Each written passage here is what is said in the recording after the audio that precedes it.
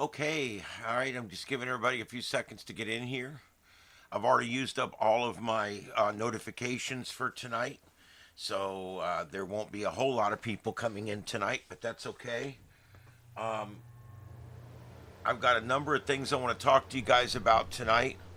Um, the Scanner Q or QCast program, the next big iteration is out, and he has sent it to me for beta testing, and so I am in the process of starting that here in the next few days. Um, the last rendition of the software was actually running really good on a number of different systems, but he wanted to go ahead and he's redone it. The user interface is a lot better, and we're going to go with it, see how it works. Hey, Callie. Yeah, the I did something I've never done before earlier. I actually had broadcast 2 hours of the back end of our show on the Drive with Trey Radel on my radio station that I work at. And I hope that those of you who caught it thought it might have been worth something. Um, I A lot of people have been asking me, hey, what's it like? What's it like in the producer's booth? What is the deal? And I just noticed this whole video is backwards. It looks fine on my screen at work, but the whole video is backwards. Um, wow, I didn't realize that when I did it earlier. That kind of sucks ass. Um, anyway, here's what it looks like. This was my broadcast from earlier. Everything's backwards. I did not set it that way. I don't know why it's that way. It didn't look that way on the phone when I was shooting it. But everything is back assward. But that's okay. You would never know it's backwards except for the letters on the mic flags. But basically, I did tonight. I went ahead and broadcast 2 hours of me producing radio, so you can see what it is that I do at work, and how many different things I do, and all the different settings, and all the different elements that have to be made and put in, and there we go. So I thought this would be something interesting. We found a way to do it so that we could leave the audio of the show in there, but keep the audio of the music and stuff out, because the music would have messed it all up, and I wouldn't have been able to use it. So you can hear the host, and you can hear the callers, and you can hear the clips, and then you can hear Kat and I in the control room, and that's it. Certainly, it's all racial. Yes, a black man. So I think it worked out good. I'll probably be doing it again. I'm probably going to be working even more on the audio, um, to make the audio clearer for you guys at home. There's a way to come out of the board um, with what they call a mixed minus, and I can actually come out of the board and go into the phone, and I would be able to send just through what I want to send through. So we're going to be working on that. But I think I'm going to be doing more of this in the future, where different things that I do out there, I want to show you how I do it, and that's one of the things I'm thinking about doing. All right. Other than that, tonight we've got that was earlier. That video is up. Um, if you want to see it, it's I got the link for it right here. You guys can go back and check it out later. Fast forward through it a little bit. Give me a thumbs up. It is pretty cool. We had a good show tonight, and we were laughing it up pretty good in there. Oh, Dominic. Well, there you go. Um, yeah, I think it worked out good, other than the video's backwards, but I'll fix that for the next one. I do, Coco. I do enjoy my profession. I enjoyed very much being a firefighter before. And then when I got out of that, I did 2 or 3 different odds and end jobs driving a wrecker, driving a cab, just stupid little jobs here and there, and I didn't like any of that. And then all of a sudden, I just walked in one day and got this job in broadcasting. I literally went in with a suit on, and they asked me what. The story goes like this. I saw they were hiring some radio people, and I wanted to get in the radio, so I walked into the front door of where I work today, 14 years ago, and I went in there with a full suit on. I had printed resumes. I had a nice leather binder with very nicely printed resumes on nice paper. That's the way we did it when I was younger. And I walked in there, and it kind of took them by a shock, because in Florida, nobody wears a suit for anything. I mean, you're lucky to get somebody in a suit for court. And so I'm standing there in a suit, and the lady goes, "What job are you applying for?" I said, "All of them. I start with toilets." That's exactly what I said, and she started laughing. Once you get them laughing, you own them. And she went and got somebody, and he got somebody else. And next thing you know, I'm being walked around by my future boss. And they hired me on the spot. I asked him later why he hired me. He said, "You're the first person to walk in here in 8 years in a suit." He said, "I knew I had to have you." And look at this. I'm still there 14 years later, producing the #1 local talk radio show in Southwest Florida. And so there you go. That's how it works in the big world. If you want something, you go get it. If you want a promotion, you dress like your boss. You act like your boss. And if you want to move up in a place and you want to be revered and respected, learn to never say no. I know it sucks. Everybody always says no. I say yes. They ask me, "Can you work tomorrow morning at 4 a.m. in the morning?" Yes. It's something I do. I just always say yes, and then I just deal with it because I need the money anyway. They pay me time and a half or whatever to do it. I just do it, And so the keys to success in anything is dress like your boss, never say no, and really put the company before your own personal needs sometimes. And then you'll find that the company will then turn around and put your needs in front of theirs.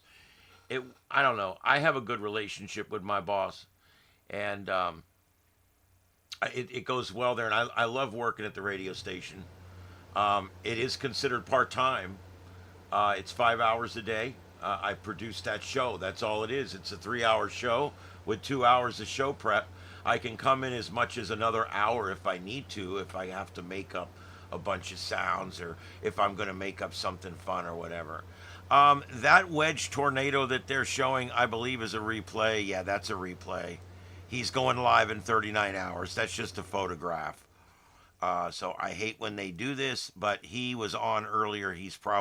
I would think he's probably taking a break to get something to eat. Okay, right above me, that's the guy, the SoCal guy, that always walks down there to see if there's a protest. And sure enough, he walked down there today, and no protest. So he's looking for a protest. If he finds one, you'll be the second one to know, because he's right there.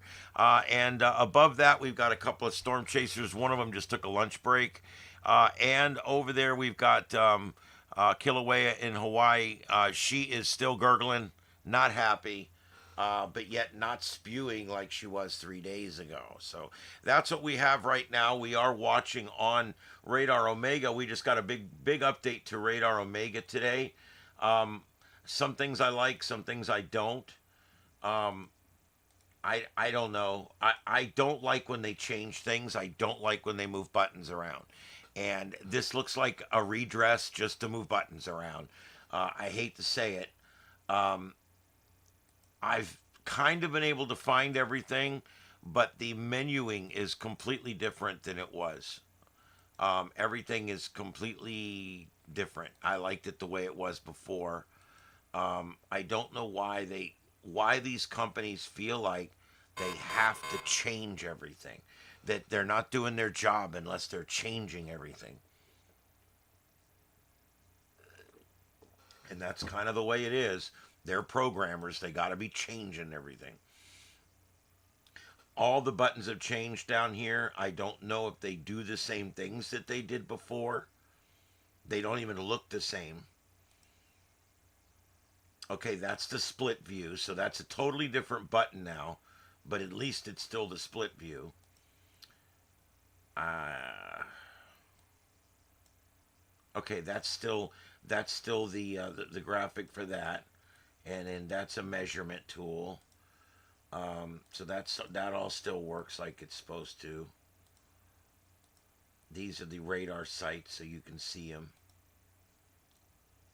And this just puts a target on there. That takes a screen capture. So I guess the buttons are the same. They made them look different. It's like, okay, why did we have to make them all look different? Weren't they okay before? I mean, seriously. All right, let's see here. Well, I did drive the cab for a short time, and it was a terrible job, run by terrible people. I'm glad that Uber and Lyft are slowly putting the old scumbag cab service out of business. This place was bad. I think I've told you guys the story. So yeah, it was kind of a weird thing.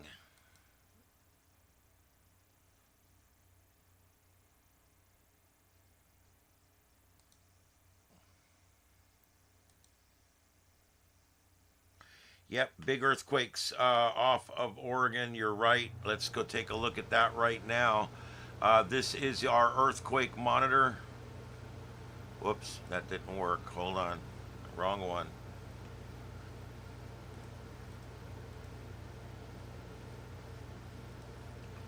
Okay, so here's our earthquake monitor. And here we go. Where do we got earthquakes? Boom, there we go. Yeah, and you are correct, sir. Ma'am, sir, whichever. This one is 5.8 off the coast of Oregon. Look at that. And quite a cluster, too. I mean, there's a cluster, and these are all new. These are all within the last 24 hours.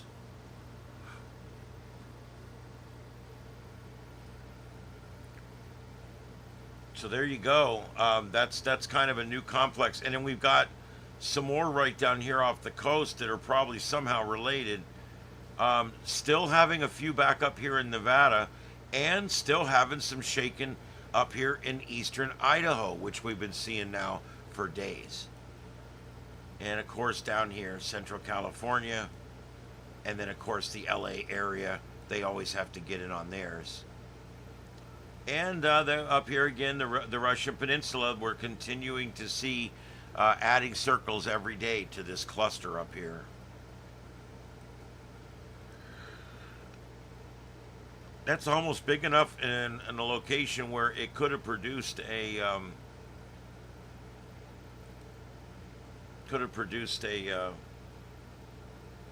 tsunami. I don't want to report it. I want to look at it. God damn it.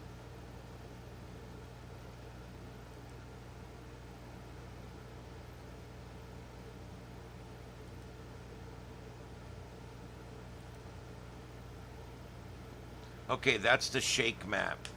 And what this is showing us is that there wasn't a whole lot of shake on land. Most of the shaking all took place out in the ocean. So definitely not that big not that big of an area that felt it. There may have been some folks here on the coast that felt a little tremble, but for the most part, it was an ocean deal.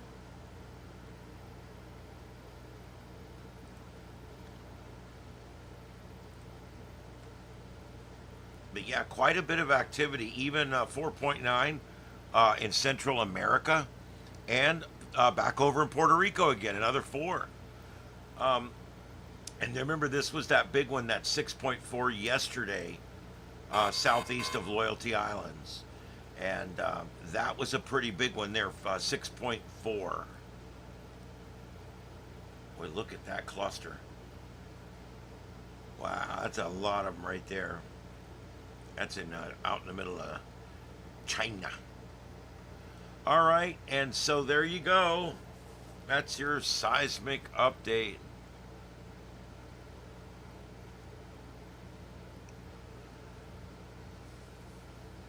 All right, so let's go over and check Mike's weather page. And like I said, we don't have anything going on for the third day in a row in the peak of season.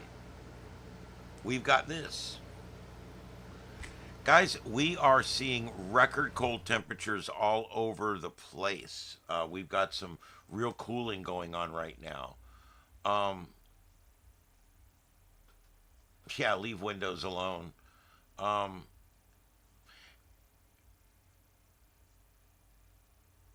Yeah, I will tell you, I don't like when most of the time when there's an upgrade, an update, or an upgrade to a program. What you'll find is they'll take away functionality sometimes. It doesn't do things it used to do. In other words, and they love to move all the buttons around, and there's no guarantee that it'll be any better than the one you had before. That's why I generally turn off all my updates for both my computer, my phone. I buy phones. I buy phones so that I can turn off the.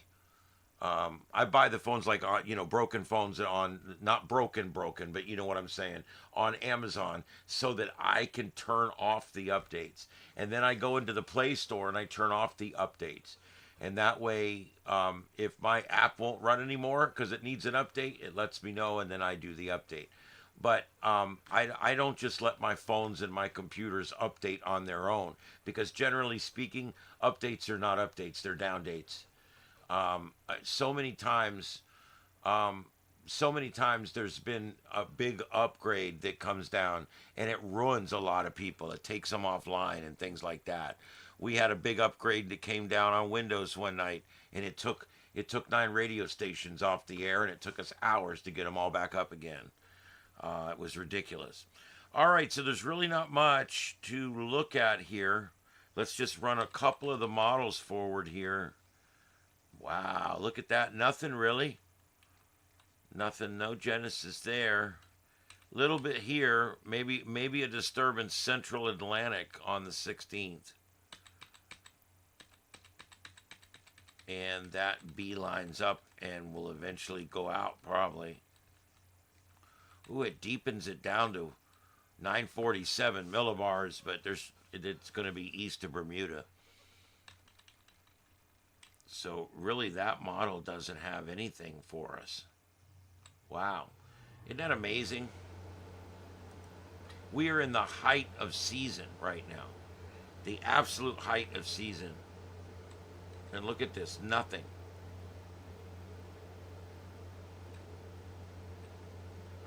Jesus. Isn't that crazy? I'm telling you that this is highly unusual, and it's because of we've we had all those years of above temperatures.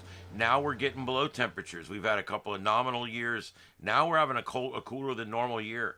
I think we're in for a cold ass winter.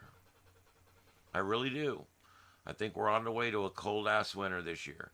Um, it just everything's facing that way right now.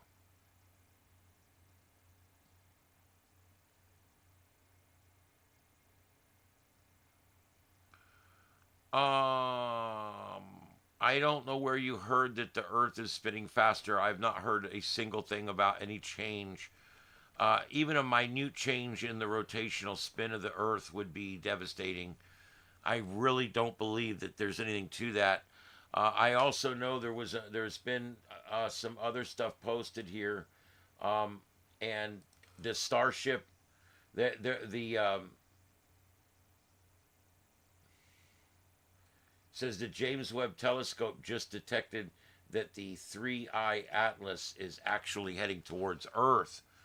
But I I'm not finding that on credible sources. I'm only finding it on, you know, basically sources that I cannot verify. Basically, um, that would be a significant course change. First of all, let me see. Let me do a deep dive with AI.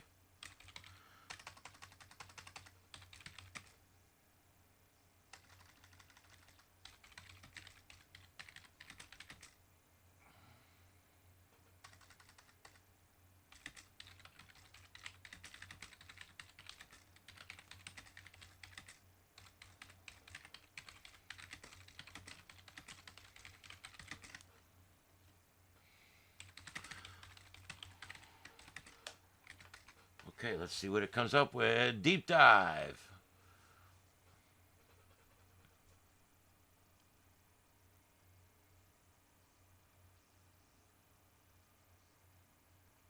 Okay, yeah, here the James Webb Telescope has confirmed that there's a growing tail on the thing, that it's developing a tail and it's expanding its coma, which is basically the atmosphere of it. The object's currently about 238 million miles away and poses no threat to Earth. Um,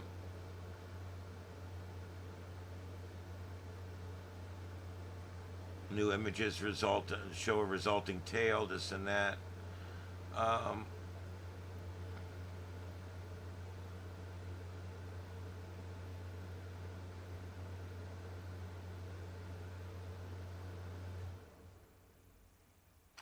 Okay, currently there is no credible news source reporting that the James Webb Space Telescope has detected a course change in the 3I Atlas, and therefore meaning that it's heading closer to Earth. All scientific reporting confirms it will pass safely at a great distance, posing no danger to Earth. Observations from Gemini, Hubble, the JWST, and ground telescopes, all focusing on the scientific interest, especially as the object offers a rare look into interstellar material composition and structure. And that's it. There is no credible sources of that. So we checked. If you guys do have it, post it in there under news topics or general, and I'll see it. Um,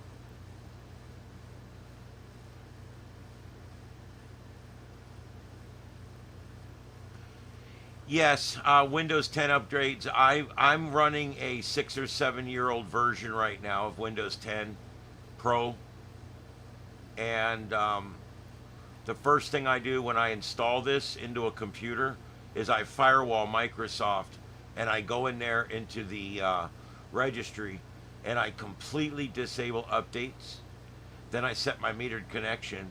Then I go into the other one, I forget what it's called, and I completely turn off all the update features in there. And then, like I said, most importantly, you want to firewall the Microsoft.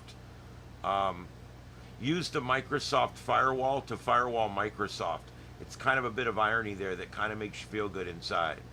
Um, and yeah, I don't ever let my computer update, and I don't get viruses. I don't run virus software. All that shit. That you know who creates all those viruses? The virus software people. I mean, come on. Um, yeah, it's difficult with home because the home edition does not give you a definitive way to shut it off completely.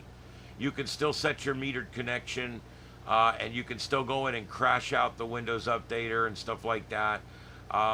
But if you can update to Windows Pro, or even some of the other up editions, you can actually go into the registry and shut it off as a system administrator. But yeah, you don't want any of those updates. You don't need them. This is me talking. Now, if you do a lot of porn surfing and you like to go onto the dark webs, the interwebs, whatever they call them now, if you like to go and do things like that, then you probably want to run virus protection. You probably want to have an updated version of Windows 10. But someone like me, I go to the same sites every day. I go to YouTube. I go to, whatever. I've got my 50 websites I go to, my news sites. I trust them. And I do not do open searches on the web and then click on stuff that I'm not aware of what it is. So I've been doing pretty good. Look, 311 for work groups, when that came out, that version, 311 for work groups, that was the best Windows until XP. That was an amazing version of Windows. And then, of course, XP came out. XP was my favorite the longest. And it was really good. In fact, when 10 came out, I was still running XP on all my secondary machines. I was running one Windows 7 machine. My main machine was Windows 7. When 10 came out, you can download a virtual machine. I wish I remember the name of that virtual machine. Um, Oh, I can't remember the name of it, but I'm sure somebody in here will know how to do it. You can download a program that makes a virtual machine inside your Windows machine, and then you can go get a version of Windows 3.1.1 for workgroups and install it into a fake, basically a virtual Windows 3.1.1 machine, and sit there and use it just like it was real. You can do it with Android, you can do it with Linux, you can do it with Unix. You can do it with older versions of Windows. I had it installed before I had to redo my hard drive the last time. I had it installed, and I actually had Windows XP running in there, and I would run WSJTX program in Windows XP, and it actually would run much better. It was pretty cool. Yeah, XP was my favorite. And of course, 10, I'm pretty happy with 10. I will not be doing 11. I will be completely skipping 11. When they come out with 12 or 30 or whatever they're going to call the next one, they can't seem to. They can't seem to. What is it with Windows? Windows 1, Windows 2, Windows 3.1.1, Windows. And then they started like skipping around. Windows 95, Windows 98, Windows XP, Windows Millennium. Windows this, Windows. What are we doing? Oh, and now we're back to 8, and then 7, and then 8, and then but we'll skip 9, and then we'll do 10. Oh, and then we'll call the next one 11. What happened to freaking 9? How can you have a 7 and an 8 and a 10 and 11? Anyway, they need to really figure out how to number and name this stuff. Yeah, XP was probably my favorite of all time. There's been no other version of Windows that I seem to have had more control over. Um, yeah, I don't like Windows 11 at all. In fact, I'm recommending that people stay away from it. If you've already got it, do not downgrade. If you've got it and it's running, you might just want to stay with it. It's not the end of the world. Look, we've had a lot worse than Windows 11. We had Windows ME for Christ's sake, and we had Windows 8. That was an abortion and an abomination in the same box. That was bad. Um, yeah, was that what it was? The 9 was the 2008 server version or something? Yeah, I believe it. They had the strangest way of doing these numbers. Yeah, and you know what? Nothing brings on a new version of Windows more than a good version of Windows. If you got a good version of Windows and everybody likes it, they'll immediately come out with the next one and it's going to suck. Remember, every other version of Windows sucks. Every other one. Now, I can't go back through the whole exact list, but remember, Windows 1, good. Windows 2, bad. Windows 3, good. Okay? I mean, so no matter how far you go back, Windows 95, bad. Windows 98, good. Windows ME, bad. Windows XP, good. I mean, and this is kind of the way it went for a while, if you remember. There was another one in there I don't remember, bad. Then there was 7, good. 8, bad. 10, good. 11, bad. Now, it is convoluted, and I understand that it's not exactly perfect, but if you look at it, generally speaking, each major build of Windows is either good or it's bad. It's kind of weird how it works. 98 was much better than 95 in my opinion. 98 worked out a lot of bugs in 95. But then they got into all that over the change of the century and all that, the ME, the Millennium version, those were all the same operating system. There was like 5 different names for it, 2000, but they were all pretty much the same operating system, and they were all garbage. Um, yeah, I didn't like 2000. I stayed with 98. I stayed on 98 till I went to XP. I stayed on XP till I went to 7. I stayed on 7 till I went to 10. I only do every other one, and I've got 8 systems in here running Windows 10.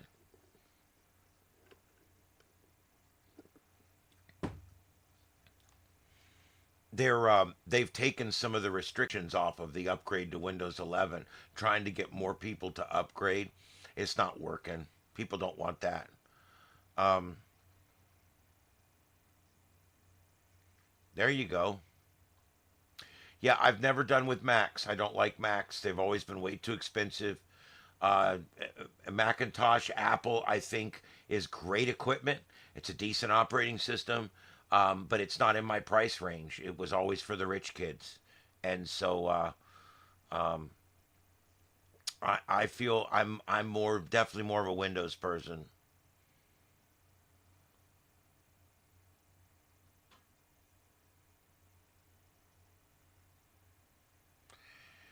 Yeah, Windows tends to overbuild everything, and that's because they like to fill it full of bloatware.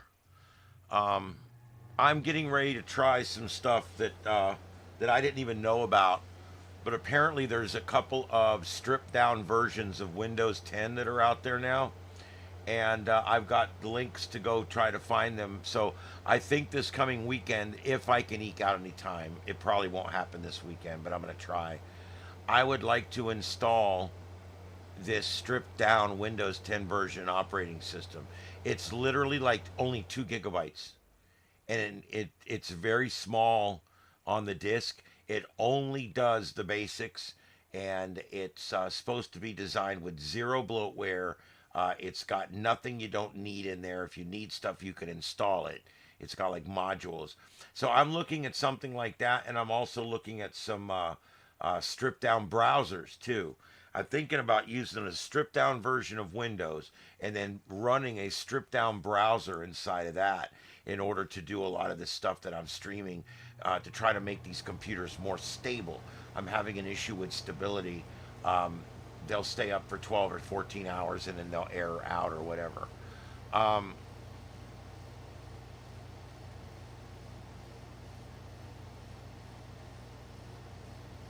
yeah, 10's full of shit. That's why I've got an older version of 10 that doesn't have a lot of the bloatware and it doesn't have a lot of the extra stuff in it. And that's like I said, I install this one and I do not let it update.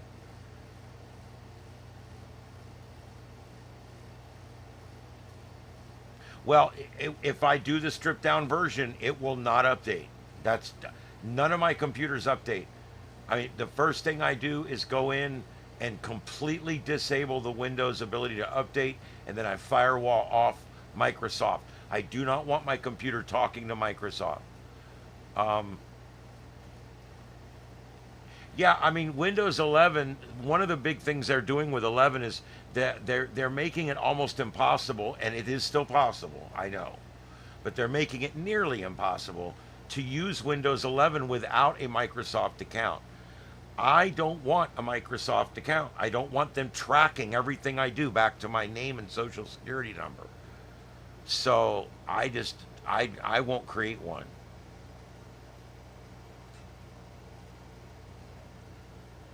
But yeah, if I get a stripped down version or whatever, it would be completely devoid of any of the update services.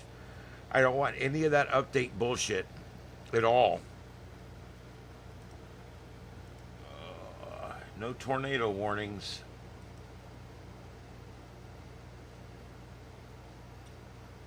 Kansas City, Texas. That's pretty much what we're looking at right there. You can see the circle there, that gold circle right here. That's where they're expecting some severe weather tonight, but not a lot. It's a 2 out of 5, I think. And we do have one storm chaser out right now, and that's it. And he's giving us a good shot of the sunset, so his night's probably going to be over soon. Not a lot going on there. All right, and by the way, I am going to be going off here in about 30 minutes. Um, I have to be in South Fort Myers early in the morning. Stuff to do with my mom. I need to be on top of this in the morning, so I'm going to be getting up at like 7:30 in the morning. So I use the Brave browser. Yes, I do. I use the Brave browser. It's also got Tor, which I like. Um,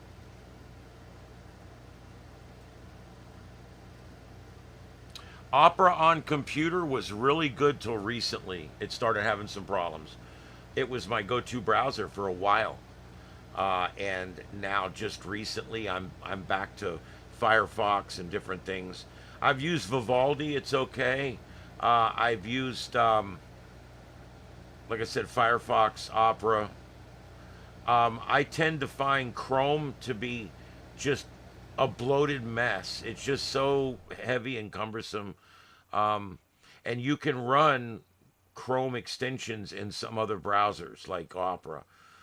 So that's why I went to Opera originally, because Chrome got so bloated and so fat and nasty that I finally switched to Opera because I could still run all my Chrome extensions and stuff in Opera. So that's that, and then of course now I'm using Brave quite a bit. I do like Brave.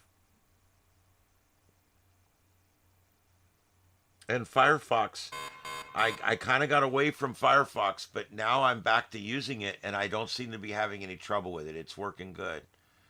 Um, I would try Brave, and if you want some real browsing anonymity, or if your state is one of these states that won't let you go to porn sites or won't let you go to certain websites, you can go to a private window with Tor, and that's how you access it.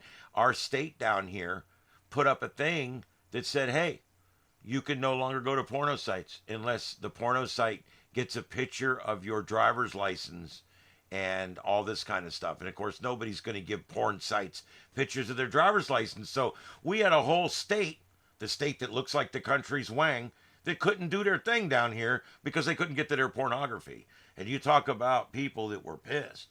So you know what I did? I don't know. I can't believe I'm not either going to go to hell or get fired, but apparently not.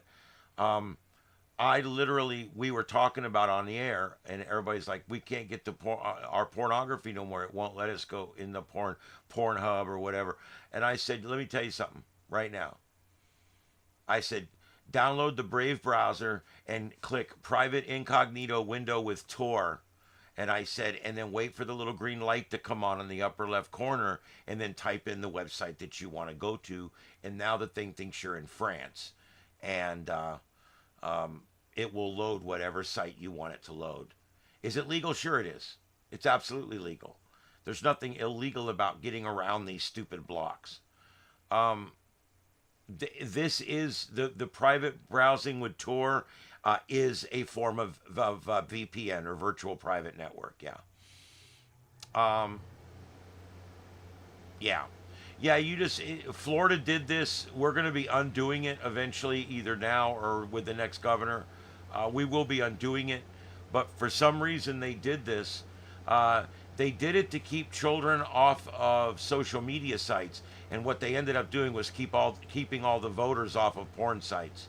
And you can imagine how that's going. So, what the hell was that?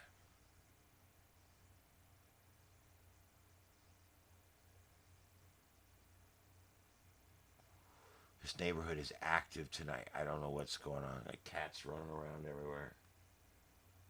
Got noises outside that I can't damn explain. All right, let's see here. Yeah, the VPN will work. Any kind of, that's basically what Tor is. Tor browser it's a VPN. It basically routes your traffic through a server in another country, so that it's like, it breaks the chain and it no longer knows where you're using the system from. And that's kind of how that works. I got cops driving down the street too,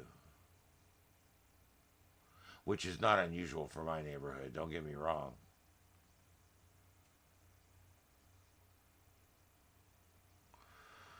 Oh, let's see.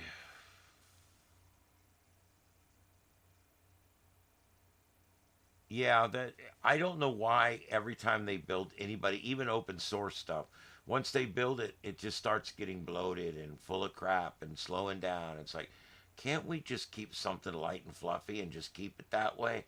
I don't get it. I don't get it. All right, the next thing I'm going to move on to here, because I'm going to probably be on another 30 minutes or so. We'll see how it goes. Um, But there's something I do want to talk to you guys about, and I'll probably talk about it a little bit tonight and a little bit later on, a couple nights when there's different people on. But we talk a lot about Star Trek on here. And I know some of you guys are Trekkies and some of you are not. And we're not going to be talking about Star Trek tonight. We're going to be talking about another show out there that I think personally is almost every bit as good as Star Trek. It is my second favorite franchise. It's a franchise that has put out 17 seasons of television. So we're not talking about some small little thing here. We're talking about, 400 plus episodes and 3 movies. Stargate, exactly. That's the one. Stargate SG-1, its spin-off Stargate Atlantis, and its spin-off Stargate Universe. They're all worth watching. They're great. They get kind of dark. They're set in current day, which is interesting.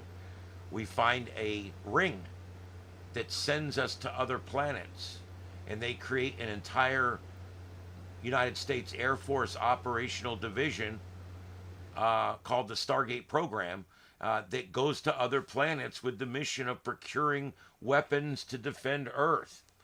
And you get to meet all these cool, wonderful bad guys, the Goa'uld and the Jaffa, and it's a wonderful show. And I want to tell you guys, I believe that it's underrated.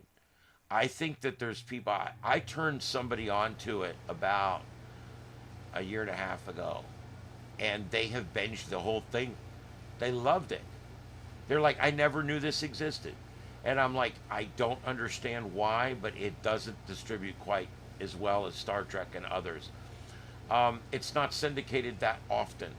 Sci-Fi Channel had it for a while. I even think they were involved in some of the last seasons of it. It's shown on other channels as well, but it started out on Showtime. As a matter of fact, the first few episodes have brief nudity. The reason, because it was a Showtime paid per view type thing, pay service.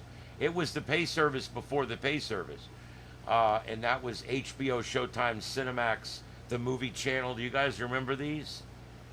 And you guys, I mean, when we were kids, we would sit there for hours looking through the squiggly lines trying to see some boobs. They're like, oh, no, that's a dude. Anyway, so the funny thing was, Stargate never got its due. It's Richard Dean Anderson. It's an all-star cast. Great cast. I love all the people that are in it. And I just want to spread the awareness of it out here. I don't think it's ever gotten its due. There is conventions. They're not near as big as Star Trek conventions. There usually some representation at the Comic-Cons and stuff like that, but not always. The last local Comic-Con that I did here, I saw 4 or 5 people dressed up like SG-1. And, the military would, whatever. And it was pretty cool. It's the twist on this is it's not in the future, it's in the present. That's kind of the twist. And the neat thing is, it's completely based in Earth's history. It's completely based in Egypt and the Mayans and the Egyptians and all that and all the hieroglyphs. And as a matter of fact, Daniel Jackson, one of the guys on the team that's played by Michael Shanks, he actually, believe it or not, plays the part of an archaeologist, because a lot of what they do is they go to other planets and they've got the same hieroglyphs there that we got here, because this gate took people from here and from everywhere, and they went all over the place, and that's how people ended up getting seated here. I mean, it's really a neat story, and it's all based on the pyramids and ziggurats and all the different structures that are involved in that, and in the the ancient Aztec, ancient Mayan, all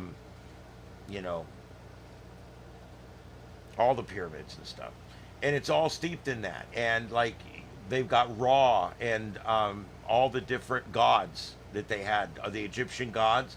They're all represented now as bad guys in this show. You've got Apophis. Apophis is a big bad guy. He's got a worm in his neck. His eyes glow. Big piece of shit. And I mean, it's really cool because it's all based in the study that we do now on the ancient Egypt and all that kind of stuff. And so I've always thought Stargate was damn near as good as Star Trek, and it never got its due. So what I'm doing is I'm just letting people know there's a couple of these. There's two or three more I'm going to do. The reimagined Battlestar Galactica from about 20 years, 15 years ago, that was on Sci-Fi Channel with Edward James Olmos. Probably some of the best sci-fi that's ever been made, and we're going to talk about that one night too. There's some really good science fiction out there. I never got into Doctor Who. I never got into Babylon 5. It takes a certain kind of sci-fi to get me in. And there's certain ones like Space 1999, the original Battlestar Galactica, the original Star Trek. These are the things I grew up on that got me into sci-fi. And then when that reimagined Battlestar Galactica came out with Edward James Olmos, oh my God, that's so dark and good. Oh, I just eat that up, And then, of course, they started remaking more Star Treks, Discovery and all that. Kind of a disappointment, a lot of it, and everything. But a great one to go back and binge watch is Stargate. Now, Stargate, they started making those in the 90s. So, I mean, it's a little dated. But I think you'll find the graphics, especially after season 2, I think you'll find the graphics to all be acceptable. The weapons are amazing. The gold staff weapons put out a blast that blows holes in the shit, and they used a lot more, shoots, and you can see people getting shot.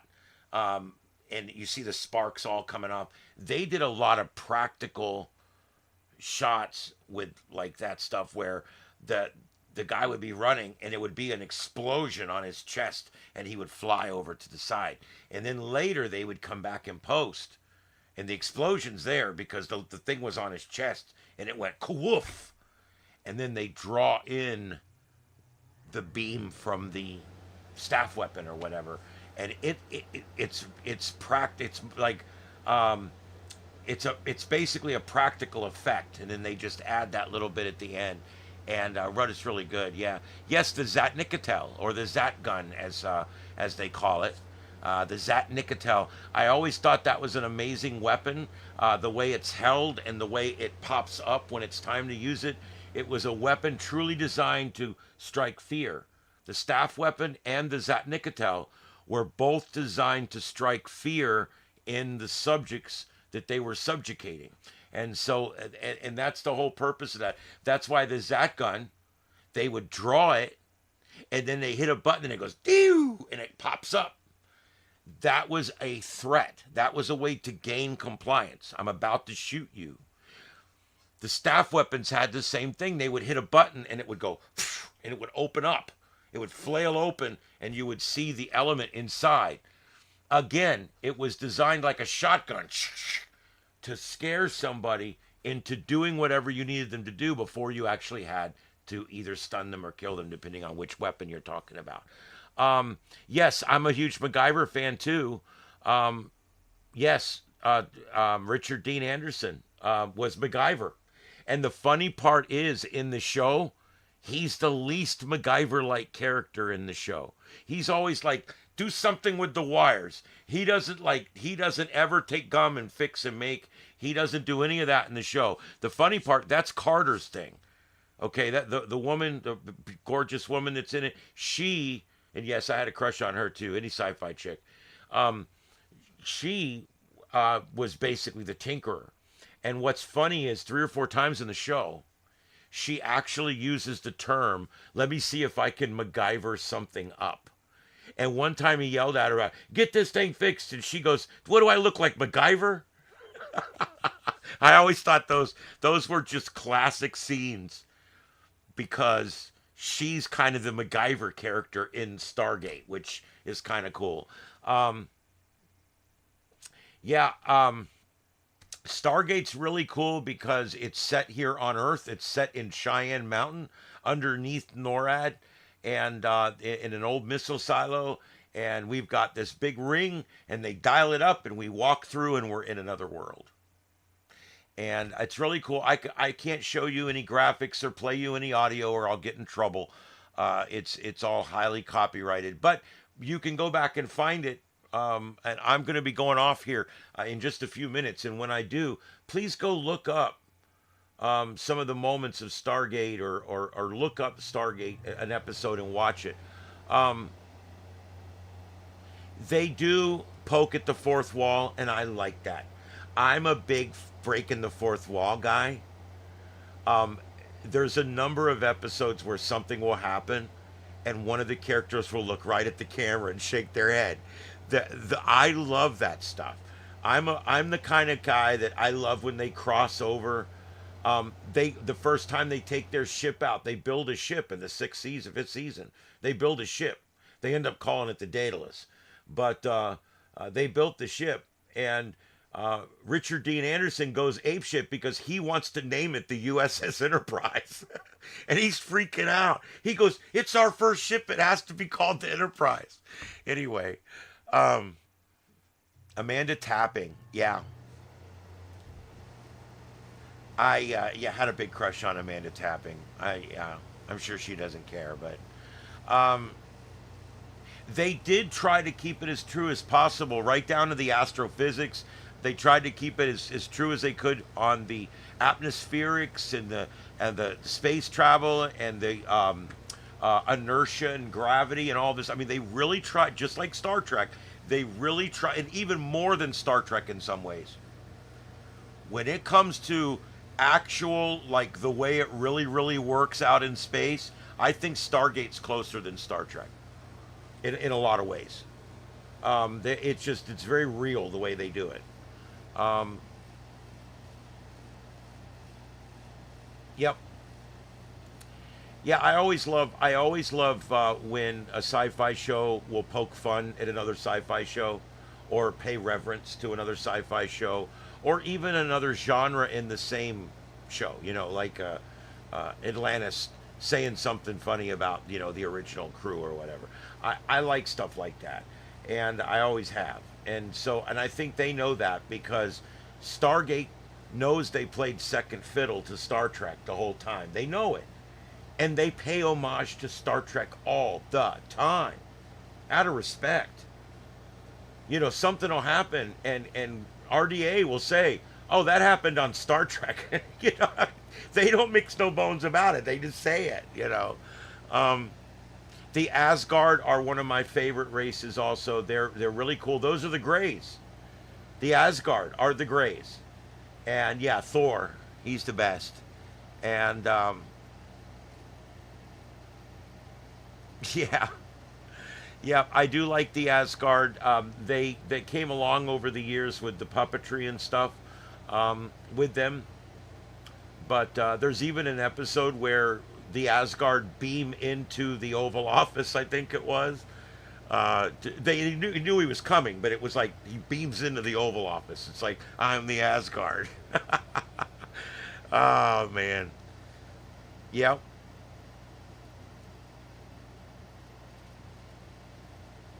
Yeah, Amanda Tapping's amazing. I would still like to meet her. Um, it was a great crew. I loved Teal'c. Was it Judge? I loved him too. He was great. He was just the most menacing big teddy bear there ever was. And then of course RDA and the guy Michael Shanks, Daniel Jackson. I thought he was a great character. But I'll tell you who, and of course Amanda. But you know who my favorite character was? Don Davis. Don S. Davis. I loved the General Hammond. He was my favorite character in the whole show. He just was the epitome of just honor and respect, and I just loved that guy. Yeah, YouTube has a lot of Stargate clips. And then you just have to see who has it this month. Hulu had it a while back. It was on Netflix for a while. Then Paramount Plus had it for a while. It's getting traded around. So you just have to see who has it right now and where you can get it for just your basic subscription. Or you can use the other methods out there. You know what they are. But yeah, Stargate, if it's worth paying for and binging if you're looking for something to binge, because you'll immediately take to it. Most people do. It's just they never gave it a chance at first. There's some time travel episodes. There's a Groundhog Day episode where O'Neill and Teal keep repeating the same day over and over again. Let's just say that gets really interesting. There's just some really really cool episodes. Lots of battle sequences in space. Just some really really neat stuff. They've also got some very impressive scenes like in the desert where it literally looks like 500 Jaffa coming over the ridge, firing weapons. Now, it's the same 40 Jaffa over and over and over, but you can't tell. It looks really good.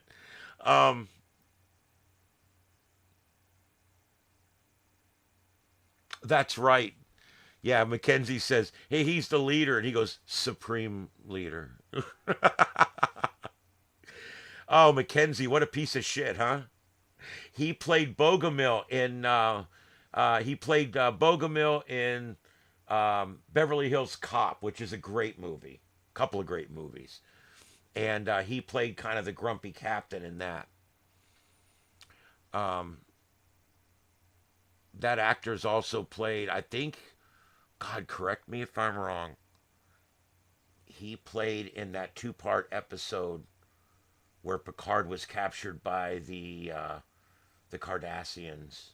There are four lights. I believe he was the captain that they put in charge of the Enterprise while Picard was away.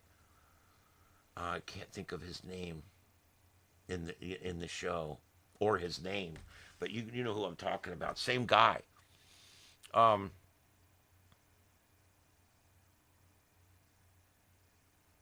Stargate ring much better than the Star Trek Voyager fungus. Yeah, I'm not sure exactly what you mean by that. Um,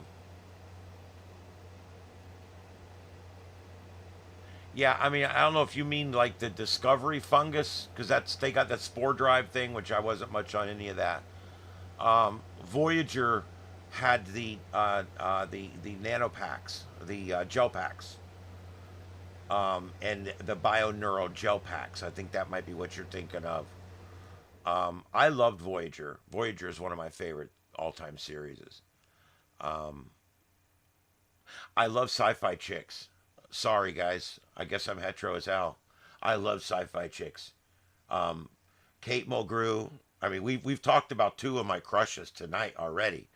Um, I don't know. I've always loved the sci-fi chicks. Nichelle Nichols. She was the most beautiful woman that there ever was for a while for me. And I wasn't even necessarily into black chicks. I just thought she was gorgeous. She was just gorgeous. I would have dated her in a moment.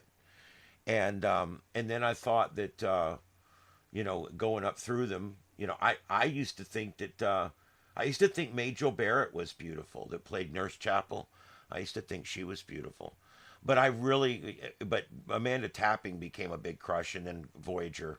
I really liked Kate Mulgrew. I think that she did a great job as the captain, and it was nice because without any of the woke anything or any of that, we had a really strong, good captain in a series, and I like that.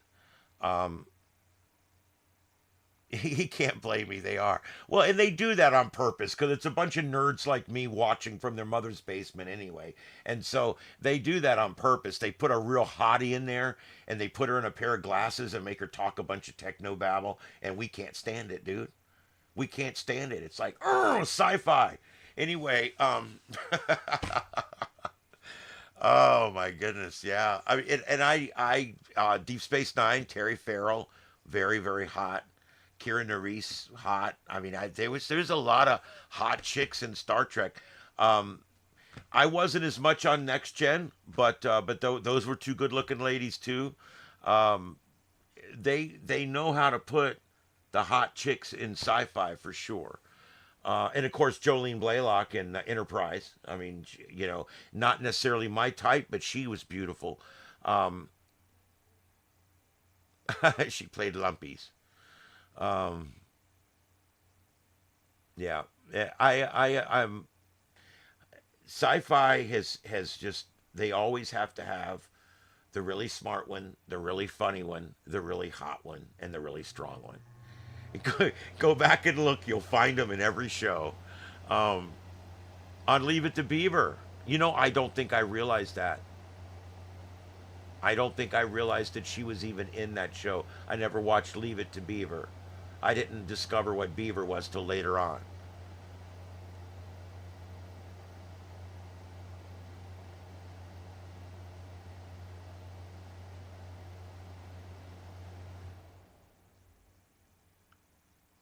Wow. Okay. Yeah, Jolene Blaylock was a damn good looking Vulcan. I'll give you that. And of course, in Voyager there was 7 of 9. They brought her on for the sex appeal. I felt that Kate Mulgrew was as sexy as you needed to be, and she was the captain too, sexy and the captain. I mean, what else could you need? But then they brought Jolene Blaylock on. She's not my type of woman, first of all, and she's not my personality. Second of all, I still ended up warming up to her. I still liked her. I didn't have a crush on her, but I liked her. Um, the jump drive, yes, the jump drive. I never really the whole spore drive thing. Let me tell you guys something, okay? If suddenly your ship could be anywhere in the known universe, what's the show about? The show's about the journey on a starship. The moment they made the ship able to go anywhere in the known universe, the show was over. And they realized that. That's why they had to find stupid reasons why they couldn't use it, and find stupid reasons why it wouldn't work, and find stupid reasons why we go way to the future. They got to the future and they still needed the spore drive. And the whole myocardial infarction thing, I really was not a Discovery fan, and I really got mad too because I liked that Sharu character and the actor. I like Shaniqua Martin Green, another hottie, and I like the cast. I even like Tilly. Sorry guys, I thought she acted it, dude. I know there was a few awkward episodes in the first season, but I actually warmed up to Tilly, okay? And I liked some of the other people that were in that show too. There was some other eyes I didn't like it either. It was all the love interests and everybody screwing everybody, and um yeah. Yeah, that's sped up and pre-recorded. But yeah, there you go. That's not live. Their stream just ended, so I'll leave that on for a minute because I'm getting ready to sign off anyway. Um, yeah, Spore Drive. Um, yeah, what was the jump drive? On Battlestar, it's the FTL drive, but they would call it a jump. I'm trying to think where jump drive comes from. Sounds familiar. But yeah, Spore Drive. I just was never much on it. There is some good Discovery episodes. I'm not going to tell you it's garbage. It's still Star Trek. Still worth watching one time through if you're a Trekkie, because you might like it. But I will tell you, once they ended up way, way, way, way, way, way in the future, and I got to start seeing, like, the Romulans and the Vulcans get back together, and you got to kind of see what happened. That got interesting. The story about that guy that was on that outpost, and he was the kid, and he was the last one alive on the outpost, and he kept that outpost going. He raised that flag every morning. And when Burnham finally found this guy out at this outpost in space all by himself, she was able to swear him in and give him a commission. I thought that was touching to me. I love that episode.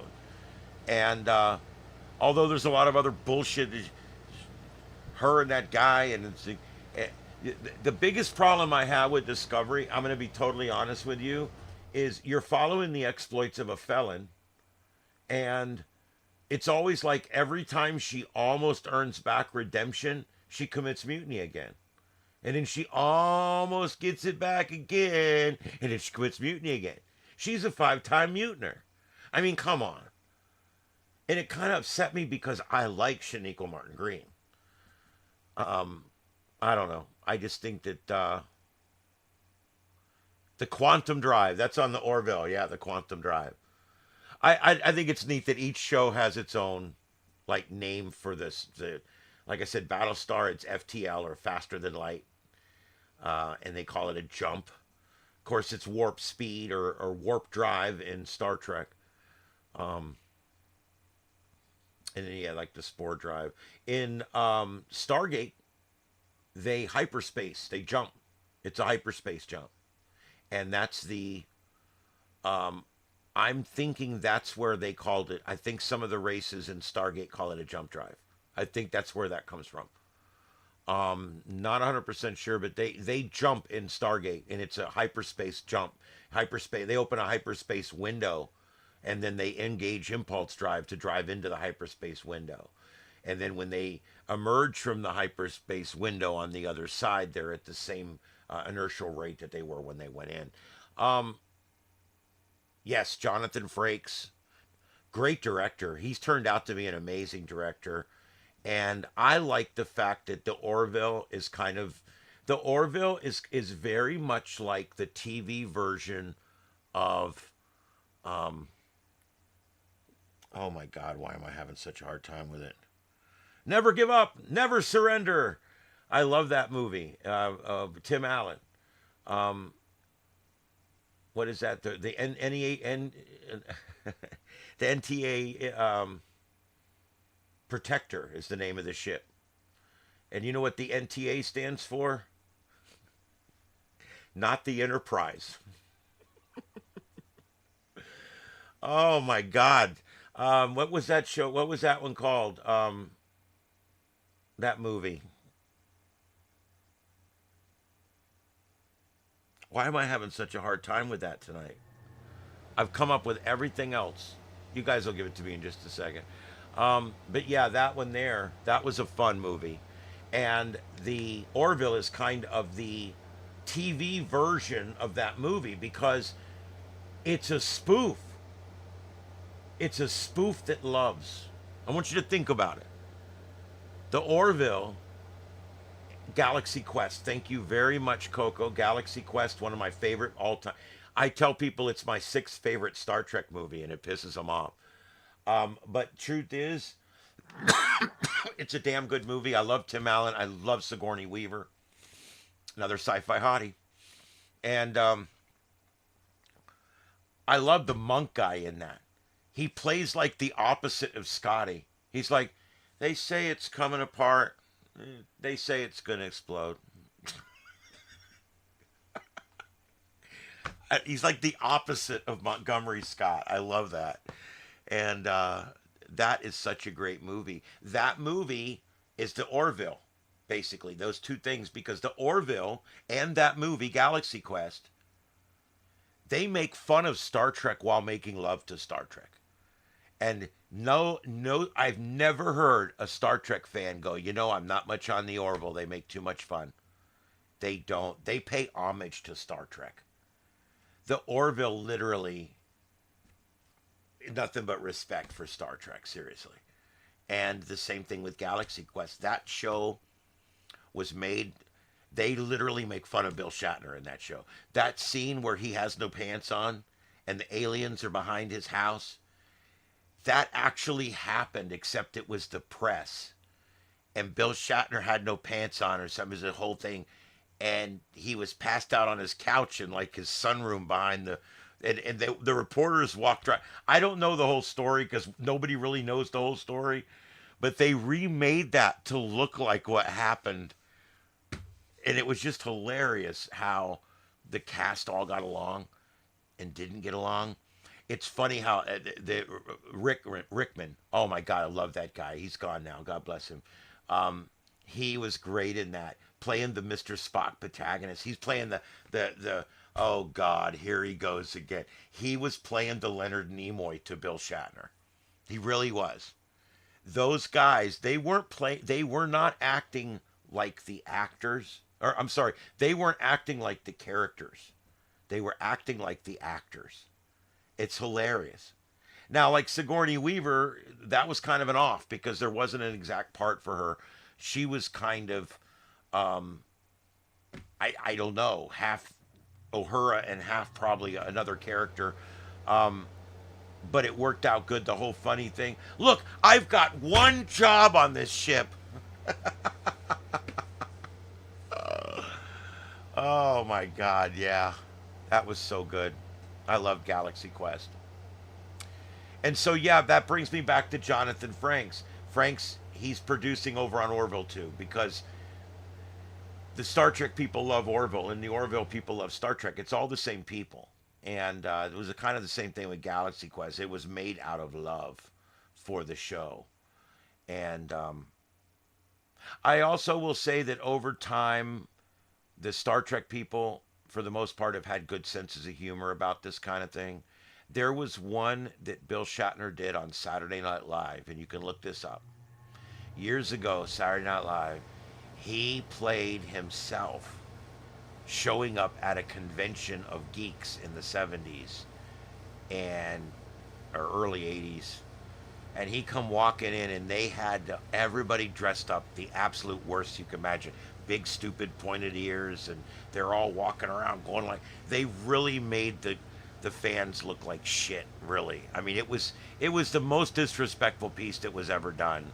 And then Bill Shatner comes out, and they're asking Bill Shatner, in episode number 4 of season 2, when you went in your apartment for the last time and you got out your award, what was the combination? Was it 13257? And stuff like that. And finally, Bill Shatner goes, "Look, guys, it was a TV show I did in the 60s. All right, leave me alone about it. My God, get a life, get a job. There's more to the world than your mom's basement." And I mean, and it was hilarious, but it was rough for a lot of fans because I think it hit too close to home. And that one sketch got some negative from the actual fan base, but for the most part, the Star Trek fans are pretty forgiving and accepting of the satire. So. Yes, Seth MacFarlane was on Star Trek at least once or twice, at least. Yeah, I can't point exactly to it, but I believe he worked in it. He was a transporter chief, I think, in one episode of one of them. But yeah, Seth is a huge Star Trek fan. He made the Orville because he just wanted more Star Trek for us, and I love the Orville. I watch the Orville as if it's just about a different Starfleet. It's still Star Trek, it's just a different Starfleet. I know that's weird, but that's kind of how I watch it. Kind of with the same, same reverence, I guess you would think.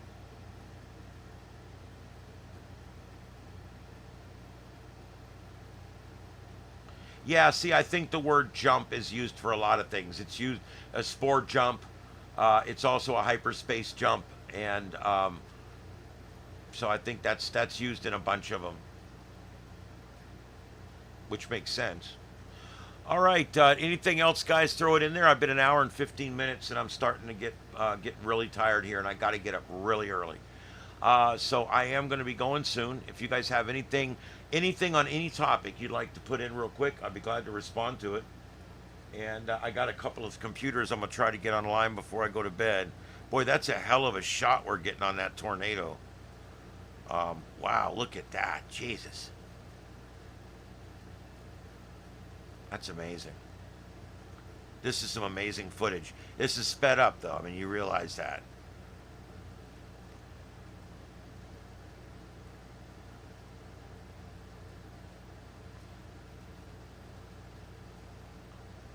Look at all the storm chasers. Wow, it's a column. Jesus. All right, well, there's nothing like that going on tonight, I can tell you that. All right. Yeah, and Heath, right now, I will not be coming to Georgia anytime soon. I may come up for 3 or 4 days just to winterize my house and come home. But right now, everything's on hold. So I just wanted to put that out there. And I guess that's about it, guys.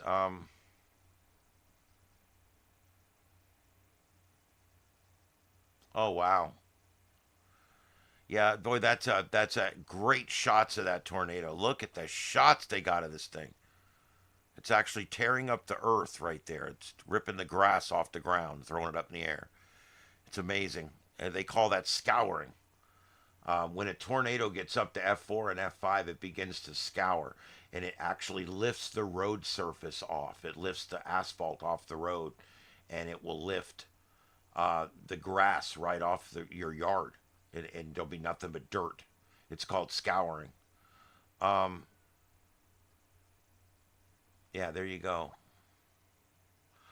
All right, guys, I guess that's about it for tonight. I'm very tired. I do appreciate everybody coming in. I hope you enjoyed. I hope you go back and take a check of the one we did earlier. Um, what I basically did was while I was at work, I just basically went live and was able to show you guys what it was like to what it's like to stream, to actually be at the station when we're producing a show, which I thought was kind of cool.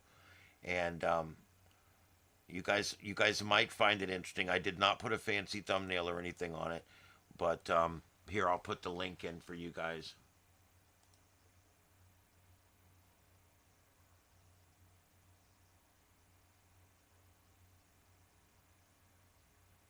Oh, okay. All right. Well, yeah, that might work. If I have to just come up there for 4 or 5 days and I can pick it, then that's what I'll do. Because I am going to need to get up there in the next, by the end of October, pretty much, or the beginning of November. Anyway, there's the link to that video, and you can basically see me at work in mirror image. I don't know why, but you can basically see where I work there and watch me work the show, and you can hear the show. Um, I thought it was good. I hope you guys give Stargate a shot, dude. Seriously, give Stargate a shot. You might really like it. I'm telling you. And then, if you're really into dark sci-fi, find out where you can go back and watch the Battlestar Galactica from about 15, 17 years ago with Richard James Olmos. That one, um, Edward James Olmos. I said the wrong name. He's one of my favorite actors. I love that guy, and he plays Admiral Adama. And what an amazing run that was. So yeah, those are the two. If you're a Star Trek guy and you've not really gotten into other sci-fi, those are my two recommendations. The Battlestar from about 18 years ago or so ago. You got to get the right order and watch them in order. And then um, Stargate Atlantis, and Stargate Universe. It's 10 seasons, 5 seasons, 2 seasons, respectively. Um, yeah, I got to go to bed early too. That's why I'm signing off. I've got to get up early in the morning. All right, guys, it's been fun. It's been real, and we'll see you tomorrow. I'm planning on doing a long drive this weekend. I want to try this out. I want to see if it's something you guys are interested in. Okay? So, what I'm doing, and I don't know what the internet's going to be like in the phone. I've got this new 5G phone, the S20. Um, I'm going to take a drive out around Lake Okeechobee. I'm going to drive all the way around the country's fourth largest lake. And we're going to drive all the way around. And I'm going to show you the locks. And I'm going to show you the recreational areas and all the where you can drive up over the. We're going to talk all about that storm. I'm going to have all the facts down for that big hurricane that hit and why they built the berm or the dike all the way around the lake, and stuff like that. So it's gonna be fun. I think it'll be cool. It'll be about a 4 hour total journey, and I'm gonna let it run.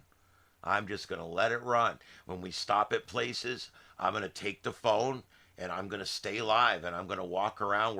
I'm gonna walk around downtown Okeechobee and show you guys all the tanks and Hueys and stuff down there, which is another story I was gonna cover tonight. We'll do it tomorrow night.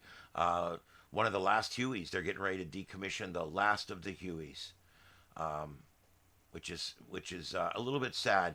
The Huey, if you remember, gave us superiority in Vietnam. It's been around a very long time. Um,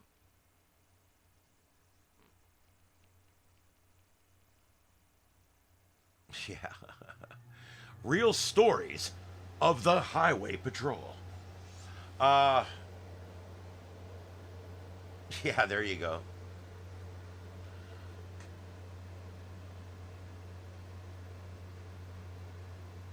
Galactica was awesome. Starbuck, yeah. Yeah, and the original Battlestar Galactica, the first season was great. The second season is garbage. Don't even watch the second season of the original back in the 70s. It was called Battlestar Galactica. It was good. The one called Battlestar 1980, bad. Don't ever watch it. But then they redid, the Sci-Fi Channel did that remake, and with almost, and oh my God, it's so good. It's so good. The dog fighting with the Vipers and uh, the ragtag fugitive fleet. It's all there, and and there's gut wrenching moments, and it's crazy. Um,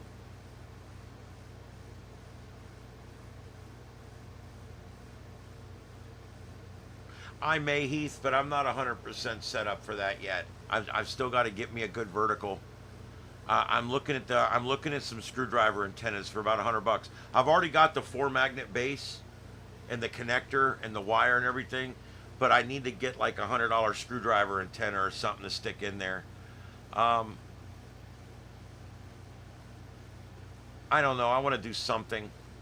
I'm gonna have the radios in it, and I'll be up on VHF and all that kind of good stuff. But I don't know if I'll do any HF. I'm not quite ready for HF, but I'm working that way. I've already got the radio in the car and everything, so I'm working that way. All right. I'm thinking about Sunday. I don't have a time. I will let you guys know. I will put it on Discord under General, and I'll also put it on Starship After Dark and Starship Adventures in the community tab. And I'll get all that set up ahead of time so you guys can see what I'm doing and about what time I'll be starting. And then once I leave out of here, I'm just going to turn it on and let it run. I'm going to let it run for 4 or 5 hours. And we'll see how it goes. I thought I would get a lot more people watching me produce the show today. But then I realized once I went on, all my notifications had already been sent out for the day. You only get 1 or 2 a day. Um,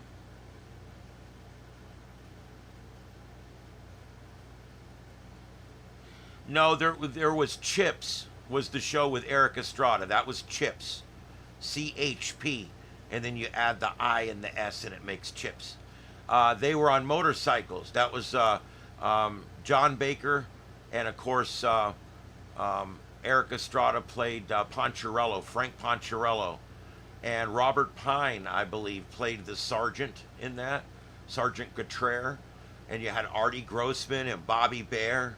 My God, guys, where do I come up with all this?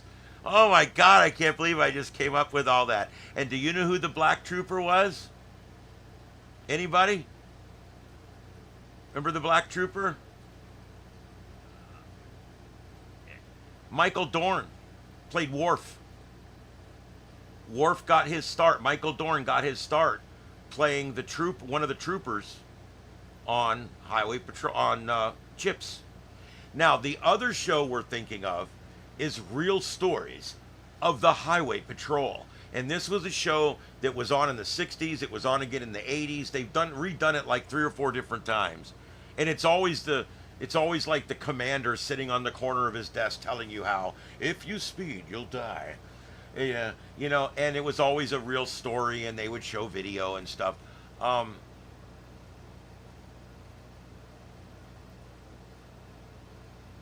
yeah, humanoid Cylons. Yes, I guess. I don't know. Yes and no. See, the whole Baltar thing in that second one, if I could have erased like the part about Baltar, I probably would have. It's the only part of that whole show I didn't like. That guy was such a piece of shit through the whole show. Of course, he is a piece of shit. He's Gaius Baltar. I mean, he's supposed to be, but ugh, yeah.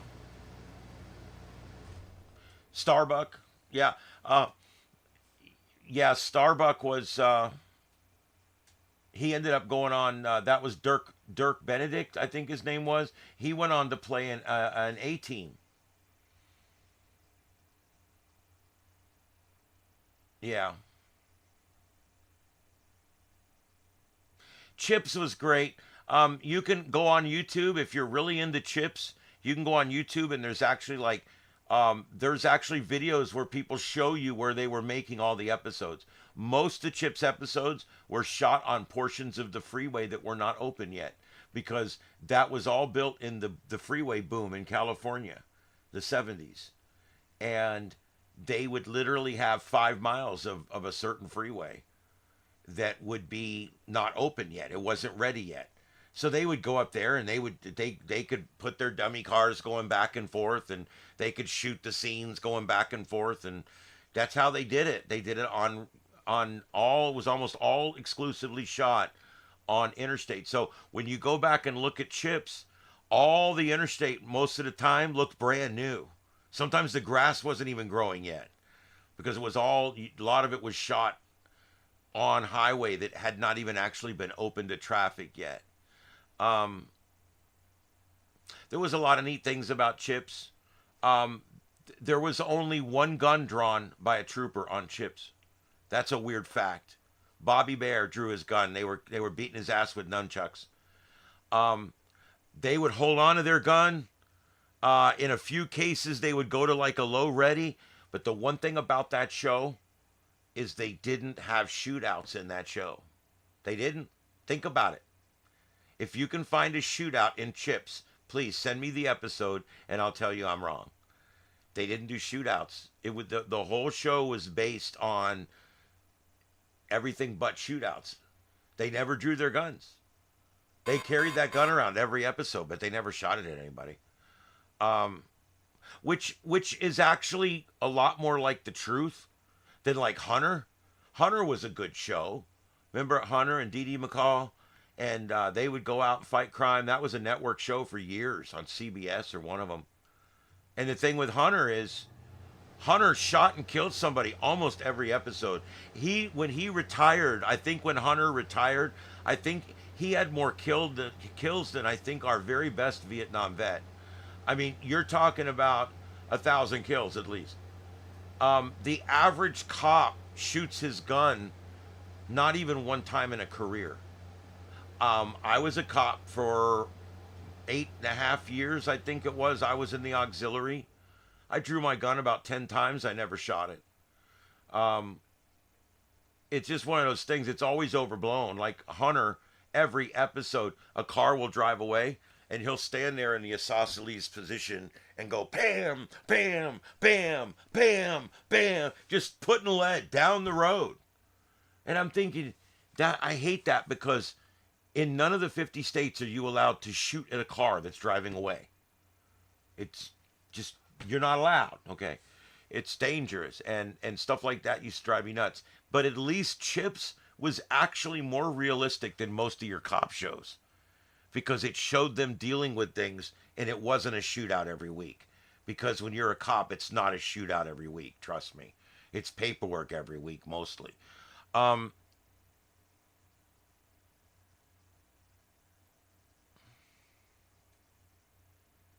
okay, I haven't checked that one out, but I will. All right, guys, I'm gonna go. It's been an hour and a half now. I'm at 90 minutes. Check out that video that I did earlier and watch for me coming up. Um,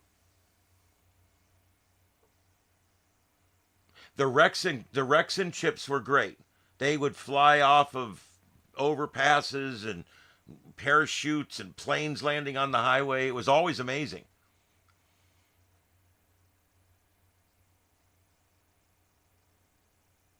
Yeah. All right, guys. That's about it. Like I said, sometime this weekend I'll be doing that drive, and we'll have another show each night this week through Friday. And then I'm probably going to take Saturday night off, and then Sunday morning I'll be going out with that long drive. I think this is going to be fun. Um, I think we're going to try this. I'm going to just go by myself and drive around, and we'll see who comes in. And I've got my tablet all set up so I can see the chat room really big, so that it doesn't, so I don't, it's not unsafe. Um, all right, guys. Everybody have a good night out there, and we will see you tomorrow night live from Southwest Florida. My name's Ian. This is the Sights and Sounds of Earth right here on Starship Adventures. And this is Starship Studios, where we are putting out a number of live streams right now. Please check us out. And our backup channel, Starship After Dark. And give them both a subscribe, a like, and make sure you turn that notification bell on, because we've got a lot going on here on the channel. And check out some of our other stuff we've got going on. We've got scanner feeds. We've got a Chicago scanner feed that's been up for weeks. And I think that one might get busy coming up in the next few days with all the stuff that's about to happen there. So we're going to see what happens with that. All right, everybody, have a good night out there. We'll see you next time. 7 threes.